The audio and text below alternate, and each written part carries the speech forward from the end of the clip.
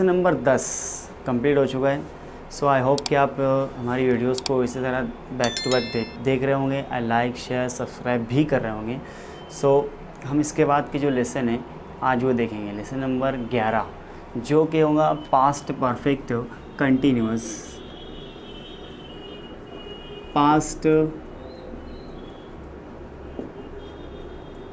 Perfect continuous.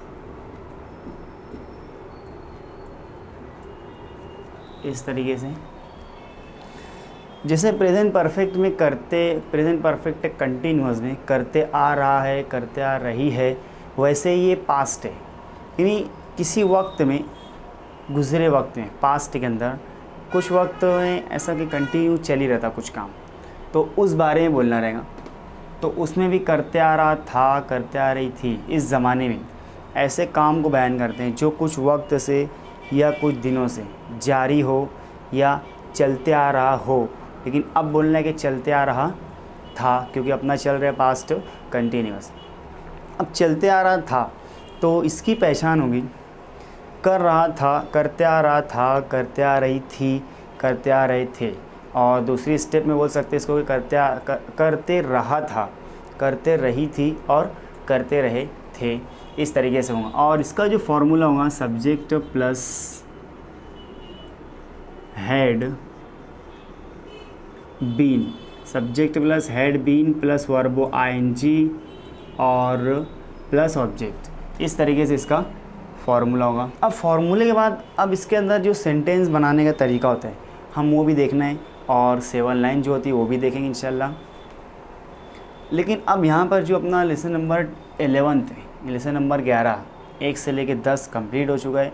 अब lesson number 11 जो past perfect continuous है, यहाँ तक पहुँचना मतलब इंग्लिश के अंदर हम थोड़ा नहीं बहुत कुछ सीख लिए।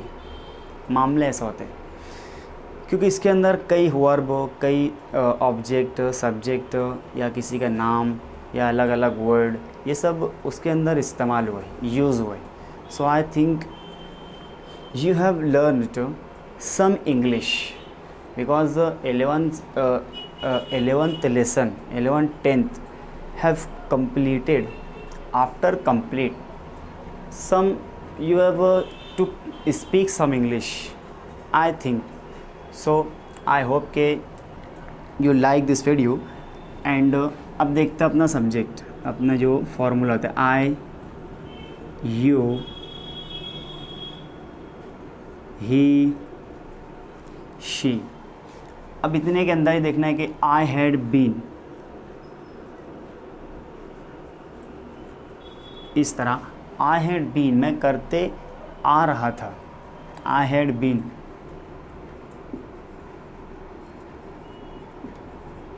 Word I had been teaching English. समझ में आया आपको कि टेंस कब कैसे इस्तेमाल होगा? मेरे ख्याल से ये सेंटेंस में ही आपको समझ में आ गया होगा कि ये टेंस का इस्तेमाल कैसे और किस तरह होता है, क्योंकि कुछ लोगों को समझ में नहीं आता कि ये टेंस कहाँ पे और कैसे इस्तेमाल हो रहा है। तो आपको बहुत बारीकी से और ध्यान से सुनना होगा और अच्छी तरीके से अपना माइंड एकदम फोकस करके, माइंड को एकदम फ्री करके इस पर ध्यान दें ताकि समझ में अच्छी तरीके से ये आ जाए। So I had been teaching English, मैं इंग्लिश पढ़ाते आ रहा था। अब फिर एक tense you had been, you had been reading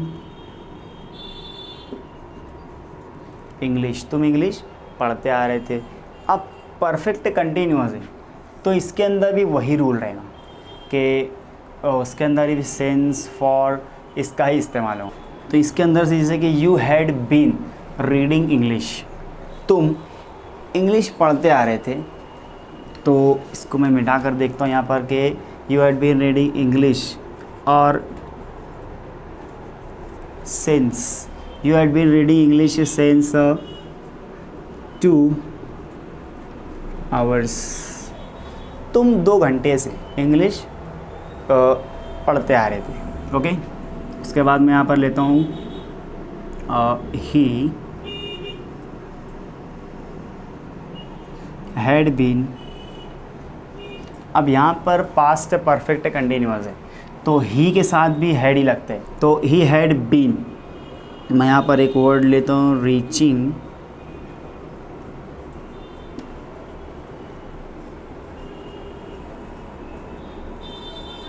there. तुम वहाँ पहुँचते आ रहे थे, वो वहाँ पहुँचते आ रहा था। फिर यहाँ पर मैं लेता हूँ she had been. She had been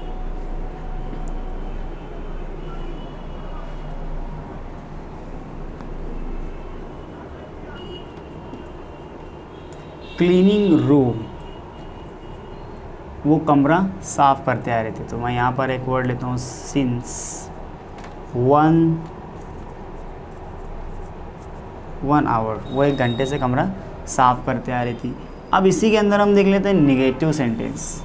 negative के लिए मैं यहाँ का वर्ड लेता हूँ एक वी, अपना वी सब्जेक्ट होगा और हेल्पिंग वर्ब हैड और not. We had not been, इस तरीके से वी हैड नॉट बीन। और प्लेइंग वर्ड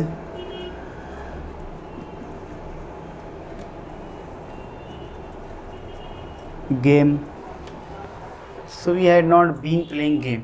इसके बाद नेक्स्ट देखेंगे हम, they had not been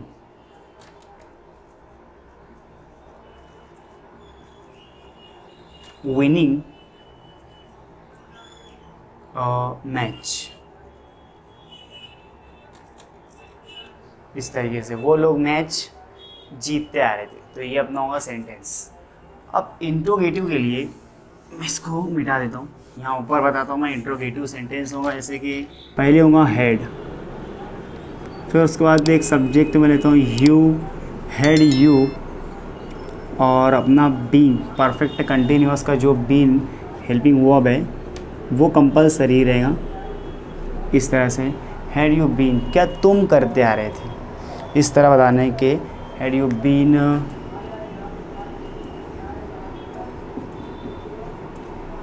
writing English question mark. अब 7 लाइन क्या होगी या उसकी फर्स्ट लाइन आपको इंशाल्लाह समझ में आ ही चुका होगा कि सबसे पहले हमेशा मैं लगाता हूँ व्हाट। अब हेल्पिंग वर्ब जो भी है, जो टेंस अपना चल रहा है उस टेंस का लगाना अपने को हेल्पिंग वर्ब, जो कि रहेगा हैड। सब्जेक्ट कंपलसरी यू, और इस टेंस का हेल्पिंग वर्ब हैड और बीन होगा। तो व्हाट हैड यू बीन, और डू का doing question mark. What had you been doing, तुम क्या करते आ रहे थे। तो अपना आंसर मैं लेता हूँ आई हैड बीन, मैं करते आ रहा था। तो मैं यहाँ पर लेता हूँ सेइंग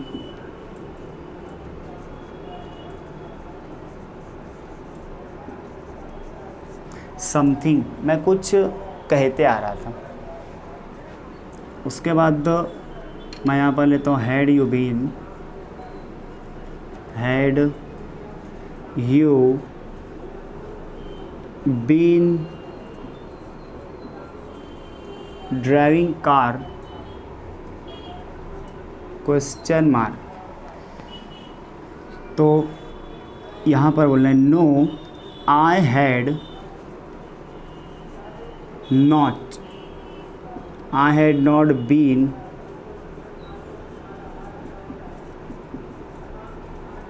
driving car और नीचे लिखना है I had been, इस तरह से I had been saying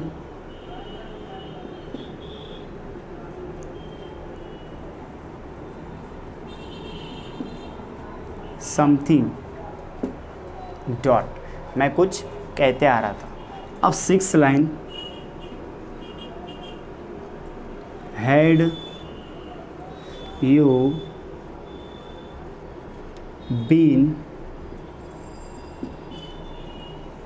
saying something, इस तरह। और इसमें तो लगेगा question mark. So last 7th line, yes I had been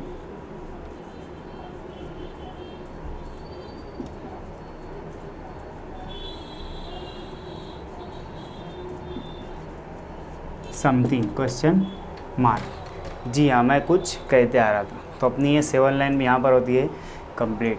तो अपना जो लेसन नंबर 11 है वो भी यहाँ पर होता है कंप्लीट।